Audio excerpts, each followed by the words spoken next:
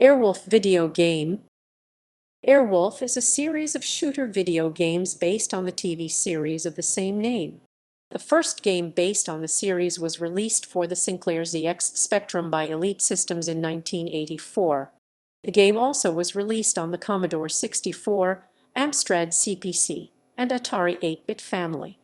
A sequel, Airwolf II, was released in 1986. An arcade game based on the series was developed by Hugo and released in 1987. A Famicom port of this game was released in 1988. Hugo also developed a Sega Genesis game based on the series called Super Airwolf. In the US, this game was released as Crossfire without the Airwolf license or theme song. This was not the first Crossfire game from Hugo. They had previously developed a Crossfire game for the Famicom, which was an action platformer. This game was going to be released in the US, but the release was cancelled. The NES version was not a port of the arcade game, but was instead developed by Beam Software and released by Acclaim in 1988. The game places the player in the cockpit of the Airwolf helicopter attempting to shoot down enemy aircraft and rescue prisoners. Gameplay. Gameplay.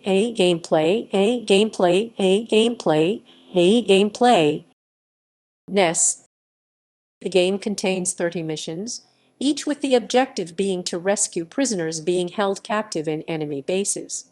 The layout of each level changes as the player progresses. There are 3 types of bases. Home base. This is where the player can refuel the Airwolf and repair damage it may have taken. Enemy airfield. This is where many of the enemy craft take off from. The base can be destroyed, which lessens the number of enemy aircraft pursuing the player. Prisoner base. This is where the prisoners are being held. To rescue them, the player must successfully land Airwolf and rescue the prisoner. Airwolf is equipped with missiles and a machine gun in order to fend off enemy craft and their weapons. In order to successfully complete a mission, the player must rescue all prisoners and reach the border of the level without losing all of their lives. Reception.